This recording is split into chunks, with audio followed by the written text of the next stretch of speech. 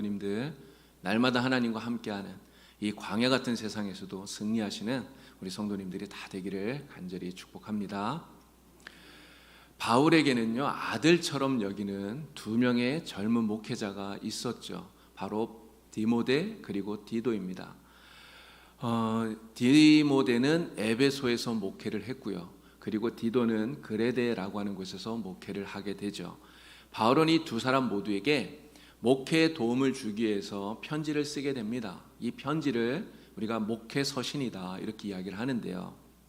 그레데에서 목회하던 디도에게 보낸 바로 그 편지가 오늘 우리가 읽은 디도서라고 하는 것입니다. 자, 이 디도서가 왜 쓰여지게 되었는가 하는 것을 간단히 말씀을 드리면, 사도행전 28장을 보면 바울이 로마의 감옥에 투옥된 이야기가 나와요. 근데 2년 정도 감옥에 갇히게 되는데 이제 사도행전은 거기서 끝이 나죠. 그런데 그 이후에 바울이 풀려나게 됩니다.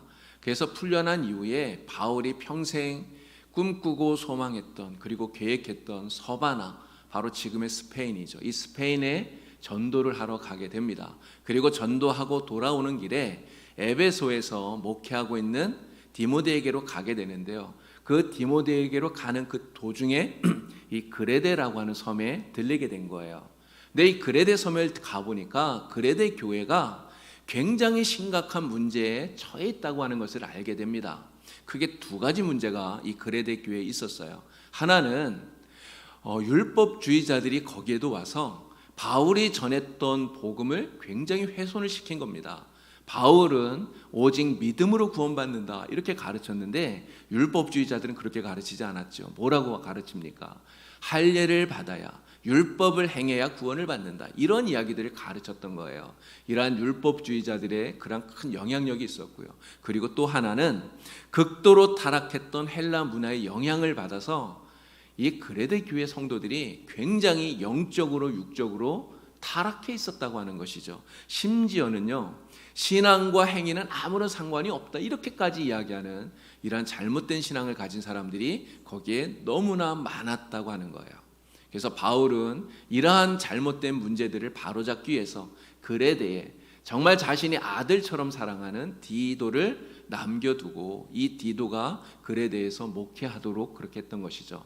자, 디도를 이 그레데에 남겨놓고 이제 마게도냐로 돌아온 바울이 이 디도에게, 그레데에서 목회하고 있는 디도에게 편지를 보냅니다. 그 편지가 바로 오늘 우리가 읽은 이 디도서라고 하는 것이죠. 자, 오늘 우리가 디도서 3장에 있는 말씀을 읽었는데요. 이 3장 말씀을 보면 우리 믿는 그리스도인들, 예수 믿는 성도들이 이 세상 속에서 예수 믿지 않는 사람들을 대할 때 어떠한 태도로 대해야 되는가 하는 것에 대한 이야기를 우리에게 하고 있어요. 우리는 사실 예수 믿는 사람들끼리만 모여서 살 수가 없습니다. 예전에 신앙촌 이런 것들이 있었잖아요. 예수 믿는 자기들끼리만 모여서 그렇게 생활을 합니다. 그러나 사실 이것은 하나님이 원하시는 그런 삶의 모습이 아니에요. 우리는 예수 믿지 않는 사람들과 늘 함께 살아야 됩니다. 세상 속에 그래서 교회를 두신 것이죠. 세상을 떠나서, 믿지 않는 사람들을 떠나서 우리가 살 수 없다고 하는 거예요. 그렇기 때문에 이 세상 속에 믿지 않는 사람들과 우리가 늘 함께 살기 때문에 그들을 우리가 어떠한 모습으로 대해야 되는지, 또 그들에게 우리가 어떤 모습을 보여주어야 우리가 세상에서 빛이 되고 소금이 될 수 있는지, 이것이 우리에게 있어서 정말 큰 문제고 그리고 숙제라고 하는 것이죠. 자, 오늘 말씀을 보니까 바울은 먼저 1절에서 국가 권력에 대한 이야기를 합니다. 국가 권력이 무엇이냐? 국가 권력은 하나님이 인정하신 거라고 이야기를 해요. 하나님이 허락하신 거라는 거죠. 그리고 국가 권력에 의해서 이 세상의 질서가 유지가 되지 않습니까? 그래서 국가 권력에 복종하고 의무를 다하라, 이런 이야기를 하고 있는 것이죠. 그리고 2절에서 우리 믿는 성도들이 사회생활을 하면서 어떠한 모습으로 세상 사람들을 대해야 되는가, 그 태도에 대한 이야기를 합니다. 저는 오늘 특별히 2절에 있는 이 말씀을 통해서 하나님께서 우리가 어떠한 모습으로 살아야 되는가, 우리가 세상을 어떻게 살아야 그리스도인으로서 이 세상 속에 빛된 삶을 살 수 있는가 하는 것에 대한 이야기를 여러분들에게 드리려고 합니다. 오늘 이 말씀을 통해 오늘 그리스도인으로서 우리가 세상을 어떻게 살아가야 되는가, 그리스도인 된 우리의 자세에 대해서 우리 다시 한 번 더 생각해 보면서 정말 세상 속에 빛이 되는 세상 속의 소금이 되는 우리 모든 성도님들이 다 될 수 있기를 우리 주님의 이름으로 간절히 축원을 드립니다. 자, 우리가 세상을 살아가는 동안 이 믿지 않는 사람들과 우리가 떨어질 수가 없는데, 그럼 믿지 않는 사람들, 그들에게 우리가 어떠한 태도를 대해야 되는가, 어떠한 태도로 대해야 되는가, 2절에서는요 그것을 세 가지로 이야기를 하고 있습니다. 오늘 2절 말씀 우리 다시 한번 더 읽어보도록 하겠습니다. 우리 큰 소리로 우리 2절 말씀을 다 같이 함께 읽겠습니다. 아무도 비방하지 말며 다투지 말며 관용하며 범사에 온유함을 모든 사람에게 나타낼 것을 기억하게 하라. 아멘. 여러분, 이 말씀을 보니까 크게 세 가지를 이야기해요. 가장 먼저는요, 아무도 비방하지 마라 라는 거예요. 비방하지 마라. 이 비방하지 말라고 하는 이 말을 지금 우리 개역 개정판 성경인데, 예전에 쓰던 개역 성경에서는 회방하지 마라 이렇게 번역을 했어요. 회방하지 마라. 다른 사람들에게 기분 나쁘게 하는 말 하지 말라는 것이죠. 그들의 마음을 언짢게 하는, 그들을 모욕하는 말을 삼가라, 이렇게 이야기를 하는 거예요. 여러분, 왜 바울이 이런 이야기를 했을까요? 당시에 디도가 목회하고 있었던 그레데, 이 그레데 사람들이 그들의 그 기질이 매우 사납고 그리고 거칠었다고 그래요. 여러분, 그렇기 때문에 그러한 사람들에게 이렇게 모욕적인 언사, 그들의 기분을 상하게 하는 말, 비방하는 말, 이런 말을 하면 어떻게 되겠습니까? 그리스도인으로서 빛이 되지 않는 것은 물론이고요, 그들의 기질이 너무 사납고 또 그렇기 때문에 이런 말을 들으면 당연히 다툼이 생기고 싸움이 벌어지고 이렇게 되겠죠. 그렇기 때문에 아무도 비방하지 마라, 바울이 이렇게 이야기를 하고 있는 거예요. 자, 두 번째는 뭐라고 말합니까? 믿지 않는 사람들과 다투지 말아라, 싸우지 말아라, 이렇게 이야기를 해요.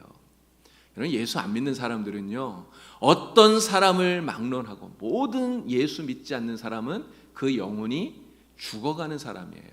여러분, 죽어가는 그 영혼을 우리가 바라볼 때 우리 어떤 마음을 가져야 됩니까? 그리스도 안에서 풍성한 영생의 기쁨을 누리고 살아가는 우리들이 예수를 몰라서 죽어가는 사람들을 볼 때 가져야 될 마음이 무엇입니까? 불쌍히 여기는 마음, 긍휼히 여기는 마음, 이런 마음을 가져야 되는 것이죠. 그래서 성경은 할 수만 있으면 믿지 않는 모든 사람들과 화목하라, 화평하게 지내라, 우리에게 이렇게 말씀하고 있는 것이죠. 여러분, 왜 그렇게 지내야 됩니까? 그렇게 해야만 그들에게 복음을 전할 수 있는 기회가 만들어지기 때문에 그런 거예요. 그래서 절대로 믿지 않는 사람들과 싸우지 마라, 다투지 마라, 바울은 이렇게 이야기를 하고 있는 겁니다. 자, 세 번째로 뭐라고 말합니까? 믿지 않는 자들을 관용하라, 이렇게 말하고 있어요. 관용하라. 관용하라는 말이 무엇입니까? 누군가가 나에게 잘못할 수 있어요.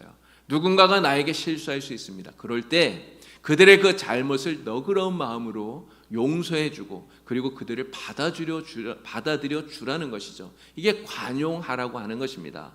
믿지 않는 사람들이 어떤 잘못을 하더라도 다른 사람들을 용서하고 그리고 관용을 그들에게 베풀어 줄 때 바로 우리들을 통해서 그리스도의 사랑의 빛이 세상 사람들에게 비추어지기 때문에 바로 관용하라, 이렇게 말씀을 하고 있는 것입니다.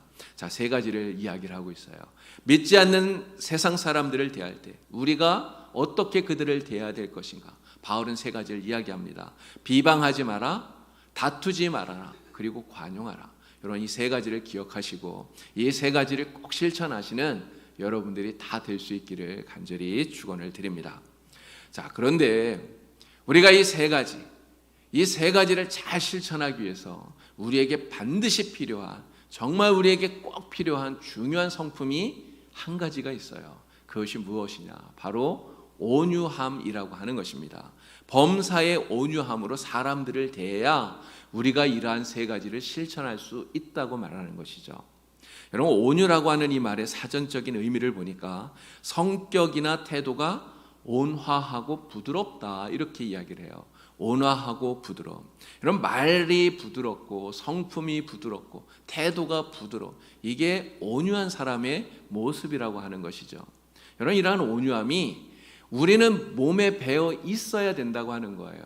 그래서 믿지 않는 그런 사람들을 우리가 대할 때 우리가 말하는 것도 온유하게 하고 우리가 대하는 태도도 온유하게 하고 정말 우리의 성품이 온유해야만 그래야만 우리가 사람들을 대할 때 어떠한 상황에서도 비방하지 않게 되고, 그리고 다투지 않게 되고, 그리고 그들이 잘못을 하더라도 우리가 용서하고 관용하고 받아들여 줄 수 있게 된다고 하는 것입니다. 그래서 바울은 오늘 뭐라고 말합니까? 이 온유함을 모든 사람들에게 나타내라, 이렇게 말하고 있어요.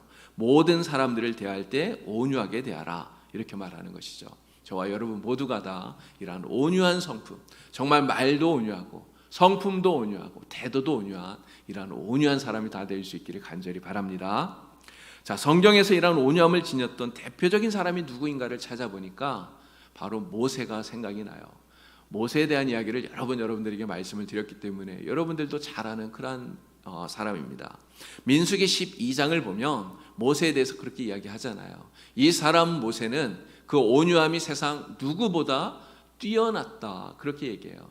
모세보다 온유한 사람이 없을 정도로 모세는 온유한 사람이다, 이렇게 이야기를 합니다. 이 이야기가 나온 배경은 이런 것이죠. 모세는 아내가 죽은 다음에 구스 여인을 맞아서 재혼을 해요.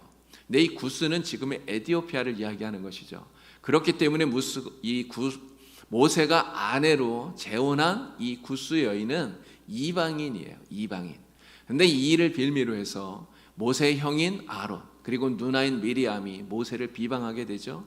모세가 이방인과 결혼했다는 것입니다. 근데 사실 모세도 할 말은 있어요. 왜 그러냐면 하나님께서 금지하신 것은, 결혼하지 말라고 한 것은 그들이 들어가게 되는 가나안 땅의 7 족속을 이야기한 겁니다. 가나안 땅 7 족속과 결혼하지 말아라. 이게 모든 이방인들과 결혼하지 말라고 하신 게 아니에요. 그렇기 때문에 모세가 비록 지도자로서 어떤 모범된 그런 행동을 하는 것은 분명히 아닙니다. 그러나 엄밀히 따지면 율법을 어긴 건 아니기 때문에 모세도 할 말은 있다는 것이죠. 자, 그런데 아론과 미리암이 이 일을 트집 잡아서 모세를 비방하면서 모세의 권위에 도전을 해요. 뭐라고 말합니까? 야, 너만 이스라엘의 지도자냐? 우리도 이스라엘의 지도자가 아니냐? 이렇게 이야기를 하는 거예요. 자, 그럴 때 모세가 어떻게 했느냐 하는 거예요. 여러분, 모세가 어떻게 합니까? 그들의 말에 항변하나요? 항변하지 않아요. 그들의 말에 변명합니까? 변명도 안 해요. 아무런 말도 하지 않습니다. 심지어 화도 내지 않아요. 억울하다고 말도 하지 않는다는 거예요. 그런데 정말 신기한 것은 모세는 가만히 있는데 오히려 화를 내시는 것은 하나님이에요. 진노하시는 것은 하나님이라는 거죠. 하나님께서 오히려 모세의 편을 들어주시는 겁니다. 그래서 어떤 일이 벌어졌습니까? 앞장서서 모세를 비방하던 미리암이 문둥병에, 나병에 걸리게 된 거예요. 여러분, 보통 사람들 같으면 이럴 때 어떤 생각할까요? 잘됐다, 이렇게 생각하지 않을까요? 고소하다, 나 잘못도 없는데 나를 비방하더니 쌤통이다, 이런 생각하겠죠. 근데 모세는 어떻게 합니까? 그렇게 생각하지 않았다는 거예요. 그렇게 생각하는 것이 아니라 나병에 걸린 이 미리암을 위해서 하나님께 간절하게 부르짖어서 기도하는 거예요. 자기를 비방하고 자기를 모함한 그러한 사람이지만 하나님 그를 용서해 주시고 하나님 그를 고쳐주세요, 간절히 기도했다고 하는 거예요. 여러분, 이 사건을 보면 모세가 정말 얼마나 온유한 사람인가를 우리가 잘 알 수가 있습니다. 모세는 온유한 사람이었기 때문에 그래서 비방하지 않는 거예요. 온유한 사람이었기 때문에 다투지 않는다는 것이죠. 온유한 사람이었기 때문에 관용하고 있다고 하는 거예요. 그래서 성경은 이 모세가 세상 모든 사람들보다 온유한 사람이다, 이렇게 말씀하고 있는 겁니다. 자, 그런데 이렇게 온유한 모세가 늘 온유하게만 했느냐? 그렇지 않다는 거예요. 실수할 때가 있었다는 겁니다. 여러분, 모세의 실수가 무엇일까요? 모세의 실수는 한마디로 말하면 온유함을 잃어버린 것, 온유함을 잃어버린 이것이 모세의 실수예요. 여러분, 온유함이 없는 사람의 특징이 무엇입니까? 온유하지 않은 사람의 특징은 화를 잘 낸다는 거예요. 안에서 솟아오르는 이 분노를, 그것을 다스리지를 못해서 불같이 화를 낸, 이게 온유한 사람들의 특징이라는 거죠. 여러분, 그러면 이 온유함을 잃어버리고 마음속의 분노를 다스리지 못해서 불같이 화를 냈던 모세가 이렇게 화를 냈던 때가 언제입니까? 가장 먼저는 시내산에 올라가서 하나님께 십계명 돌판을 받아서 내려왔던 바로 그때입니다. 그가 내려왔을 때 이스라엘 백성들이 뭐 하고 있었습니까? 금송아지를 만들어서 금송아지를 마치 하나님인 것처럼, 이게 하나님이라고 말하면서 금송아지를 섬기고 숭배하고 그 앞에서 뛰어놀았던 거예요.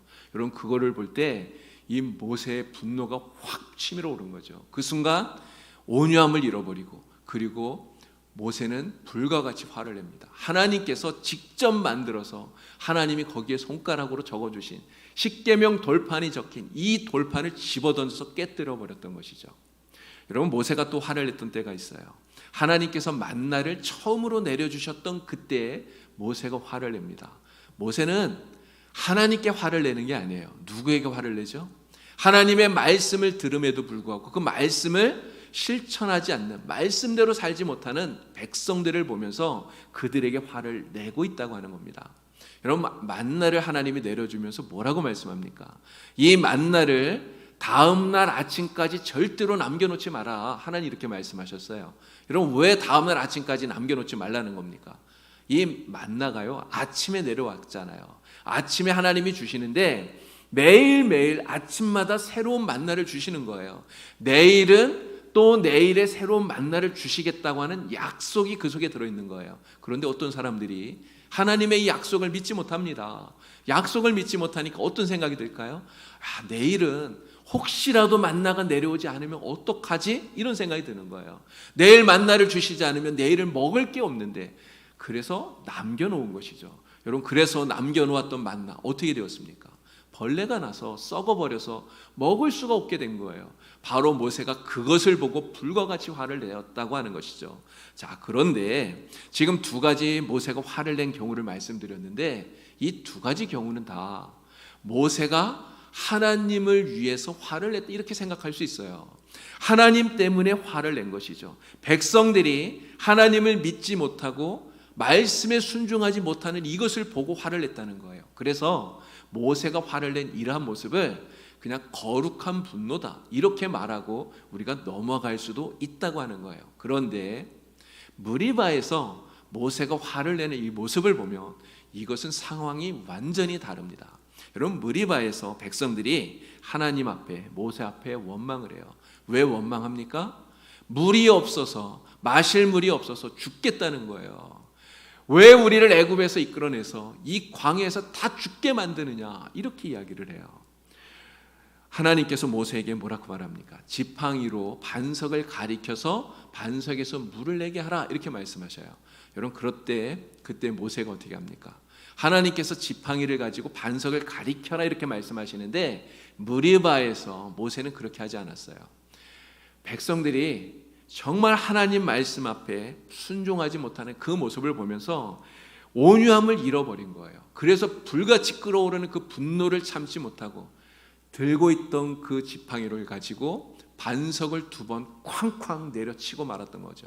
그렇게 했더니 반석에서 물이 솟아나기는 났어요. 그러나 하나님께서 모세에게 진노하시게 되었던 겁니다.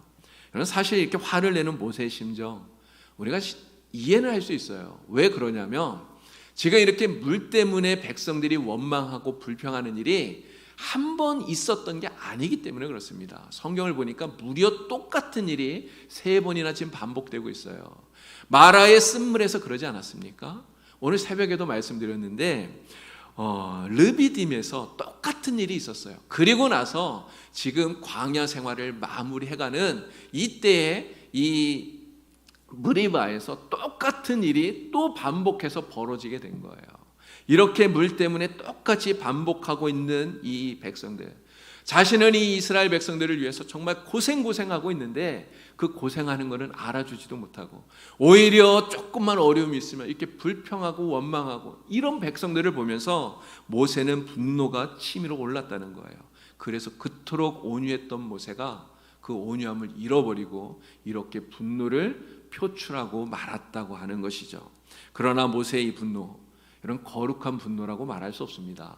하나님을 위해서 가진 거룩한 분노라고 이렇게 포장할 수 없다는 거예요.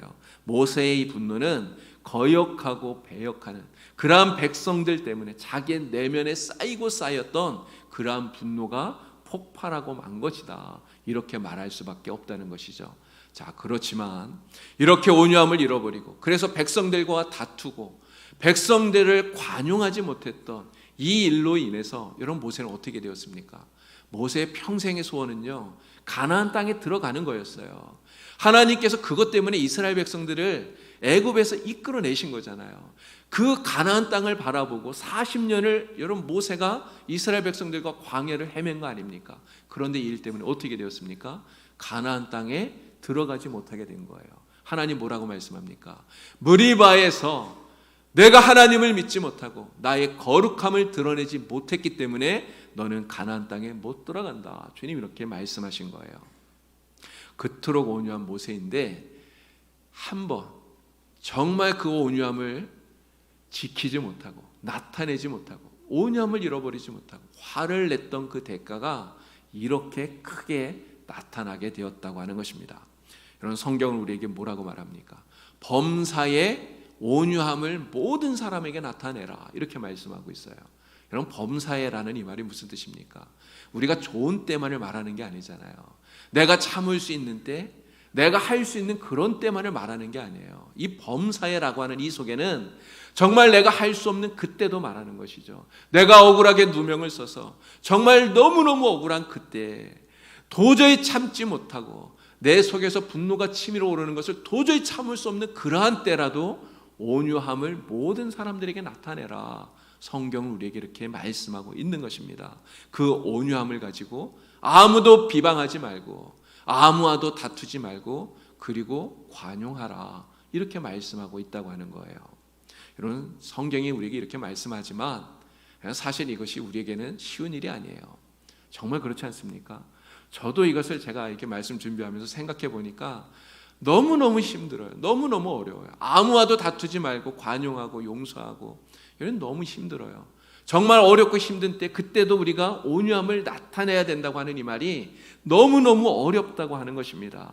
여러분 그토록 온유하다고 하는 모세도 실수했는데 여러분 우리가 어떻게 이것을 할 수가 있겠습니까? 그러나 정말 우리는 불가능하지만 그러나 그럼에도 불구하고 우리는 이것을 해야 돼요. 여러분 왜 그렇습니까? 하나님의 명령이기 때문에 그래요. 하나님이 우리에게 하라고 말씀하기 때문에 그렇다는 것이죠. 예수님께서 이렇게 말씀합니다. 나는 마음이 온유하고 겸손하니 나의 멍에를 메고 내게 배우라. 주님이 말씀하셨어요. 여러분 우리가 정말 배워야 되는 온유함의 본보기는 바로 우리 예수님이에요. 예수님. 여러분 예수님은요.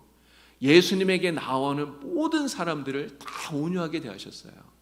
예수님에게 나오는 사람들 단 한 사람도 예수님은 거절하거나 쫓아낸 사람이 없습니다. 그가 가난한 사람이든 그가 부한 사람이든 그가 병이 든 사람이든 아니면 심지어 아주 극한 죄를 범한 그러한 사람일지라도 예수님은 그를 온유하게 받아주시는 거죠. 예수님의 그 온유한 마음, 예수님의 그 온유한 음성, 예수님의 그 온유한 손길이 그들의 마음을 어루만지고요. 그들의 마음을 녹이셨던 거예요. 그래서 예수님, 이 온유한 예수님을 통해서 하나님의 그 풍성한 사랑이 그 사람들에게 전해졌을 때 여러분 그들에게 어떤 일이 벌어집니까? 그들의 병이 낫고 그들의 죄가 용서되어지고 그들이 하나님께 나와서 하나님의 사람이 되는 이러한 놀라운 기적이 예수님을 통해서 온유한 예수님을 통해서 일어나게 되었다고 하는 것이죠. 자 오늘 우리가 읽었던 본문 말씀 2절 말씀을 우리 다시 한 번 더 읽어보도록 하겠습니다. 우리 큰 소리로 오늘 2절 말씀을 다 같이 읽겠습니다. 아무도 비방하지 말며 다투지 말며 관용하며 범사의 온유함을 모든 사람에게 나타낼 것을 기억하게 하라. 아멘. 우리 믿는 사람들이 믿지 않는 세상 사람들을 대할 때 어떠한 태도로 대하라고 합니까? 지금 세 가지를 말하죠. 비방하지 마라, 다투지 마라, 관용하라 이야기합니다. 우리가 이러한 모습을 가지기 위해서 어떠한 자세, 어떠한 마음을 가져야 된다고 말합니까? 온유함을 가져라. 예수님의 온유함을 받아서 예수님의 온유함을 배워서 그 온유함을 가지고 비방하지 말고 다투지 말고 관용하면서 살아라. 성경은 오늘 우리에게 이렇게 말씀하고 있습니다. 여러분 어떤 사람이 이렇게 말할 수도 있을 거예요. 우리가 사람들에게 늘 부드럽게만 대하고 사람들에게 화도 안 내고 그냥 받아주기만 하고 그냥 허허 웃기만 하고 만약 그렇게 살면 세상 사람들이 우리를 바보라고, 바보 취급하지 않겠냐고 이렇게 말할 수도 있겠죠. 그런데 하나님은요, 우리에게 차라리 그런 바보가 되라, 그렇게 바보로 살아라 이야기하고 있다는 거예요. 여러분, 왜 그렇습니까? 우리가 믿는 예수님이 바로 세상에서 그러한 바보로 살았기 때문에 그래요. 그러나 중요한 것은 우리가 그렇게 세상을 산다 해도 여러분, 그게 진짜 바보가 아니라 진짜 세상에서 승리하는 길이고 세상을 이기는 길이고, 그것이 가장 하나님 앞에 복된 삶이 되는 줄로 믿습니다. 오늘 우리는 정말 하나님 앞에 온유한 사람으로, 그 온유함을 가지고 세상 사람들을 비방하지 않고 다투지 않고 관용하는 그러한 사람으로 살아갈 수 있길 바랍니다. 저는 말씀을 준비하면서 이런 생각을 해봤어요. 정말 이 말씀을 하는 나는 사람들에게 진짜 온유한 사람으로 보여지고 있을까? 여러분, 생각해 보니까 정말 그렇지 못한 모습도 진짜 많다, 이런 생각이 들어요. 이거 아닙니다, 사실은. 진짜 온유하지 못할 때가 많은 것 같아요. 밖에서 우리 교인들 대할 때, 사람들 대할 때는 좀 온유하게 이렇게 하는 것 같은데도 사실 가정에서 저희 아내한테, 특히나 저희 자녀들한테 또 그렇지 못한 모습도 많다, 이런 생각이 들어서 하나님 앞에 진짜 잘해야 되겠다, 이런 생각들을 많이 해보게 됩니다. 여러분들도 스스로를 한번 잘 점검해 보시고, 진짜 나는 세상 사람들에게 온유한 사람으로 보여지고 있는가? 내가 온유하게 그들을 대하고 있는가? 오늘 주님 말씀처럼 그 온유함을 가지고 내가 사람들 비방하지 않고 사람들과 다투지 않고 관용하면서 내가 지내고 있는가? 오늘 우리가 깊이 생각해보고 이러한 온유함을 가지고 세상 사람들을 대할 수 있는 우리가 될 수 있길 바랍니다. 사실 우리가 이것이 힘들지만, 그러나 우리가 이렇게 살려고 애쓰고 노력하면 성령께서 반드시 우리를 도와주시는 줄로 믿습니다. 나의 능력으로는 어려워요. 나의 힘으로는 정말 어려워요. 그러나 우리가 기도하고 애쓰면 반드시 성령께서 우리를 도와주셔서 우리가 온유한 사람이 되고, 정말 온유함을 가지고 비난하지 않고 비평하지 않고 사람들을 비방하지 않고 화내지 않고 다투지 않고 관용하면서 그렇게 살게 만들어 주실 줄로 믿습니다. 주님을 닮은 이러한 온유함을 가지고 모든 사람들에게 이 온유함을 나타내 보임으로써 정말 우리 주님의 사랑을, 주님의 빛을 세상에 비추는 우리 성도님들이 되기를 우리 주님의 이름으로 간절히 축원을 드립니다. 기도드리겠습니다. 하나님 아버지, 우리 하나님의 은혜를 참으로 감사를 드립니다. 오늘 우리가 우리 주님의 온유함을 배워서 우리 주님의 온유함을 가지고 이 세상을 살아갈 수 있도록 저희들을 도와주시니 참으로 감사합니다. 그러나 때로는 우리가 정말 이 온유함을 잃어버리고 사람들을 비방하며 사람들과 다투며 그들을 용서하지 못하고 관용하지 못할 때가 많이 있습니다. 하나님, 우리의 이러한 연약함을 긍휼히 여겨주셔서 다시금 우리가 힘을 내어서 정말 온유한 자로 살아갈 수 있도록 다시금 애쓰고 힘쓸 수 있게 성령님 도우시고 우리를 이끌어 주시옵소서. 우리가 정말 주님을 닮은 온유함을 가지고 이 온유함을 세상 모든 사람들에게 나타내 보임으로써 이 세상 속에 하나님의 사랑을 전하는 축복의 통로가 되게 하여 주시옵소서. 예수님의 이름으로 기도드리옵나이다. 아멘.